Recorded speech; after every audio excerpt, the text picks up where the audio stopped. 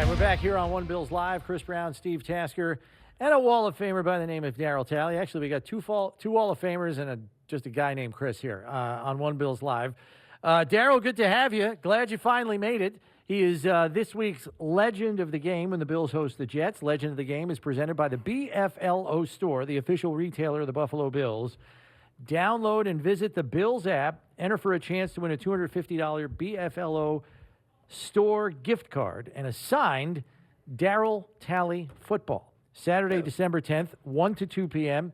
He's going to be at the BFLO Store on Transit Road, so you can get a free autograph there. Sunday, 11 to 12, he's going to be on the Seneca Sound Stage right over on Abbott Road for a meet and greet and some signings, some autographs as well.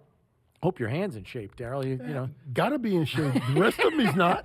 Now, before we go any further, we need to remind fans what happened, because Darryl was originally supposed to be the legend of the game for the Browns game. Obviously, a East Cleveland guy. It all fit together. It was perfect. The thing that wasn't perfect was the damn weather. Because we had Snowvember Part 2 here where it snowed 6 feet. But Darryl was committed to driving here, and we had him on the show that Friday from Cleveland in his car when a wager went down live on the air between him and Tasker, and this is how it played out. I think it's a well put together plan. Yeah, I'll see you Tuesday. Steve has no faith. You ain't gonna make it. You are not gonna make it. He's got no faith. I got a hundo that says you don't make it. I got it. No. Got it. No, I shouldn't have said that. Because Darryl walked. For $100, Darryl walked. He'll be walked to Buffalo. Darryl, I'm telling you right now, he wasn't even convinced you were going to connect with us on Zoom. Yeah, let alone get here on Sunday. I thought for sure the Zoom would give you problems, but you made it. Oh, it did give me problems, but I did make it. Like he did make it. See, all right, I'll tell you. You have a little more faith. You got all the way till Sunday at 1. All right. I just okay. All right. Good luck, bro. Travel safe. I got Sunday at 1, right? Yes. Yeah. Travel safe.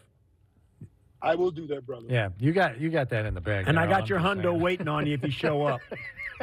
I'll be sitting there. Hey, I'll be coming in looking for my bin now. Yeah, all right. Yeah. I got you. All right, so that's how it went down. Now it never happened Here's the ultimate question. The game gets relocated to Detroit, so Darryl doesn't have to drive here. So what happens? Is this like a sports book when it's off the board? Well, I'll tell you this. One of the things for sure, I ain't paying a hundo because he didn't even show up. I was where I was supposed to be. They moved the game. It was where he was supposed to They be. moved the whole entire game. Nobody was where they were supposed to be. Least of all you. That's right. Well, we were all supposed to be over there. We were all across supposed the to be parking there. lot, and it never happened. So, all I know is you weren't the legend of the game. There wasn't a game. So the hundo is, How could I play a game? How could I come to a game that wasn't? Well, the game was. It just wasn't here. So needless to say, I haven't seen my hundo yet. I tell you what. I would tend to think, just in all fairness, that this would be like one of those things where you see the thing up on the board at the sports book in the casino. They take it and off then the they board. take it off the board. I think that's what we've got here. So if you guys can agree live on with that. that, Yeah, all right. then everybody keeps their money. And I ain't betting anything on this and game. their cigars. Because there was a cigar in there, too, somewhere. That is true. I'm pretty sure Darryl can make this game since he's already here. There was okay. All right. Yeah, decades past, maybe not. But no, I'm sure Darryl's I'll make in it. shape. He'll be here. That's good. That's good. I wanted to get your take first and foremost, Darryl. He missed the last couple of games with a groin injury. He comes back last Thursday night. The first 20 plays on defense, Tremaine Edmunds was playing like he had his hair on fire. What did you see from him last Thursday in his return after missing 2 games? I seen a guy that was playing very, very well, scraping up and in. I mean, he went after the ball. I mean, that was the best I'd seen our linebackers play the whole year. Like he looked really instinctive in that game. And he looked like he was a man on a mission. he had an objective to do. Yeah, And that's the thing that I looked at. He just looked like he was possessed for a little while. You know, That's a good thing. That's a good thing because we all get possessed every now and then. I mean, a lot of people don't believe that, but that does happen when you go out on the field. Yeah, he really has played at a different level this year, and you know we've been talking about it a ton because you know his contract situation is he's a first-round draft pick, and he has played at a really high level, and he's 25. He seems like he's been here for 10 years, and he's 25. I know that's what's really, really shocking. I mean, he's going to get better. Even I mean, he's going to going continue into his prime now. He's really getting ready to turn the corner now, to whereas everybody else is going to start being afraid because the talent is just going to. He's been in the system now for 3 years. Right? More than that. No. Five. 5 years. 5 years. So guess what? Right now is when he's starting to take off. This is right now is becoming his prime time to leap. They drafted him on draft day. He was 19.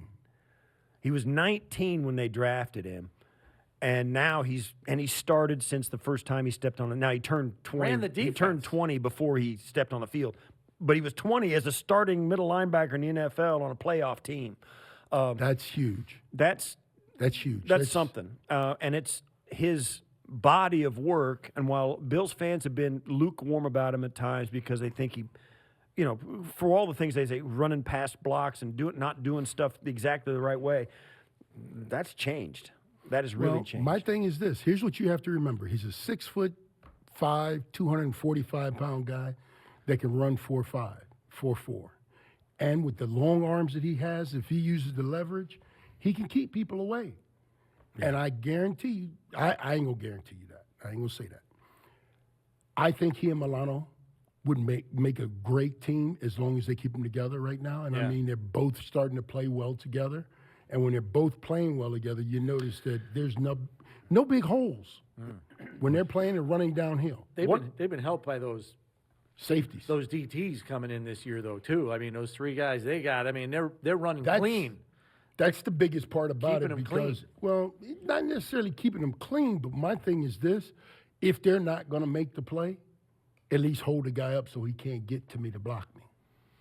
Yeah, one of the things that I've noticed, too, and you talk about Tremaine and the year he's having, and a lot of people don't realize this. You go back to look at guys like even Dick Butkus way back in the day,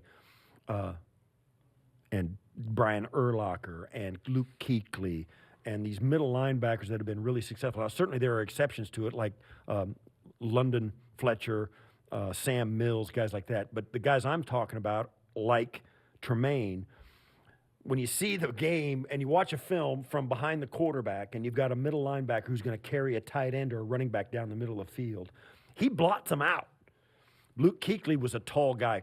Urlacher was an enormously tall guy. It scares quarterbacks off of those throws, even if they don't have perfect coverage, because they're so big. Because of look. Their reach is so big. This is what it is, Sevy. Yeah. It's these things right here, these arms, these tentacles he's got. It's trying to throw a football in your living room to your little brother in the corner, and your dad standing in front of him. Yeah, that's what it looks like. Yeah. And there's no room, no space, and they're standing there like this, trying to look for a hole to throw it in, and there ain't no time. That's just gives those guys like that an edge, which is why Sean McDermott and the philosophy and whatever parameters they're looking to draft a guy in, and they draft a guy like Tremaine who's perfect for that. A big guy, big huge body with long arms is physical, and that's what you need, and we have that, right? So my thing is this. Let's continue his growth, and let's keep him around because I think that they got something really good. Because right now, if you look at it, he was the first one of all the young guys to poke his head out of the nest, as you would say, to say, "Hey, look, I can do this. I can play here. I can play at this level." Yeah. So once he did that, now he's done it. Now all he has to do is stay there and get better because all it is working at his craft. Now let's talk about the whole next man up philosophy. They knew they weren't going to have Vaughn for at least the next 4 games once they put him on IR last week. But now they go in, exploratory surgery, ACL surgery repair is needed, done for the season. You got some young bucks in there at the end position, along with Shaq Lawson, who I think is having a pretty solid season, especially great year. as an edge setter. Rousseau, Boogie Basham, A.J. Epinesa. They know it's on them now. You know, they're still. I mean, you're talking about 1 third-year player and 2 second-year Hold it. players. It's always been on them Okay. because they play defense. Right. Their job is to stop somebody. Don't matter when it comes up, how it comes up. It could be the last play of the game or the first play of the game. My job is to stop them. Yeah. That's what their job is to do. Let's get this work done. Simple as that. Simple as that. There's no hemming and hawing about it. Yeah. We know what we're here for. We come here for one purpose, to win games. What's my job? Stop the offense. Okay. I got to go stop the offense and take the football away. Those are 2 things I'm supposed to do. So get my hat and my coat and get my butt on the field and get it done. So did you have a good trip in? Oh, dude, the trip on the way in was very interesting. Met a lot of wonderful people on their way back to I Buffalo. saw it. I saw my social media. I knew what you were wearing before you showed up because everybody's taking pictures with you in the airport. Yeah, that was funny. I sat down at the airport. I'm sitting there, and next thing I know, I thought I was at a photograph session. Yeah. What's the? You talk about you coming in this Jet game. We talked about you were supposed to I be from like Cleveland. them. This Jet game. This is a division game late, and it's a December game in Buffalo. It's the Jet, all that stuff. Give me a memory of your favorite Jet game of all time that you played in. My favorite Jet game I played in, Oh, I know. I think I can the guess. one in New York, Oh, okay. where Bruce is sitting on the sidelines. You may remember this. With some hot chicken noodle soup. And he's slurping the soup, and I'm looking at him. I looked at him, I said, what in the are you doing sitting over here? I'm out here fighting my ass off, getting beat up. You need to get your big butt out here with me. I caught him a few other words in between, but he got the message about I needed some help. And the other thing, Sevy, everybody talks about the New York Jets, and everybody says, who have we won most of our AFC championship games against? The New York Jets. Yeah. And they're always, and I'm gonna be honest with you, I think this game is going to be tight. I think this game is going to be decided by a field goal. Yeah, I remember a game in '88. It's just the way we play the Jets. Yeah, I saw a video recap today on social media about the 1988 game when after the Bills Freddie. had been down for so long, Freddie blocks a field goal for them to win it. We go down, we win it because of the blocked field goal and the You won the division on that game, won right? the division. The goalposts come down, pandemonium, the whole 9 yards. I remember I actually followed Fred up the tunnel because he was like cutting a swath. Yeah, you were in trouble down All there. Yeah. all you had to do was follow Freddie. You were getting out. It was a bad matchup for me and the fans, right? So I was losing the matchup, so I got behind Freddie. There's some great. I remember the Halloween game in New York on a Monday Night Football game when they were bouncing around. They were bouncing around a big 4-foot jack-o'-lantern one night on that night, and then also it was Painter's Cap night. And they started fires up in the upper deck of Giant Stadium. Because we were beating them 35-3 or something. That sounds about right. And they piled like All the hats up and burned them. 250 of those hats, and they lit them on fires. There's a fire going on in the stadium.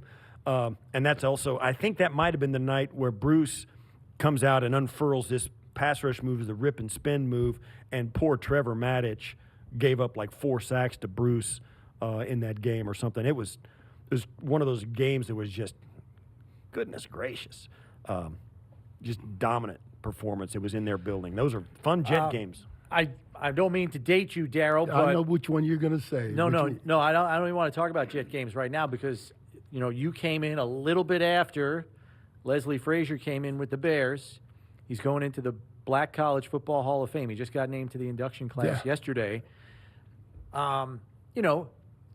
Two defensive guys that kind of appreciate their peers. I know you guys didn't play the Bears a whole lot. Yeah, we played the Bears. We But- played in 80. Yeah. I played against Leslie. Yeah. So maybe just kind of for fans that are too young to know Leslie Frazier, the player, because he was pretty productive DB. He was a damn good DB, to be honest with you. Yeah. I mean, he knew where he had to be, and he would hit you. He would strike fire on you. And the thing that he always did was he never got caught out of position too much. And that was the one good thing about him. He was always where he was supposed to Reliable. be. Yep. That's what you got to be. Yeah. Pretty crazy. I mean, it's a shame his career got cut short by that knee injury in the Super Bowl, returning a punt, and he blew his knee out, never came back from it good. And he was done after 6 seasons. It's unfortunate because he was on a pretty damn good team. Well, you don't have to tell me. Yeah. Part of the reason that Half team, of them came out of school with me. yeah, that Leslie Frazier and guys like him were the reason that team only went to and won 1 Super Bowl. The '85 Bears team was unbelievable, and you know they just got there once. They got to 1 Super Bowl. Yeah. And they talked about us being loaded. Now, if that isn't loaded, I don't know what is. Yeah. Yeah. Pretty crazy. Darryl, thanks. We'll have fans looking for you out at the BFLO store on Saturday, 1 to 2 p.m. That's the Transit Road location. Darryl will be out there for autographs. And Sunday, he'll be over here at the Seneca Soundstage on Abbott Road before the game, 11 to noon, for some meet and greets. So if you thought you took enough pictures at the airport today, wait till Sunday. You'll be getting mobbed. Have your smile on, permagrin, because you're going to need it. I'm going to need permagrin, huh?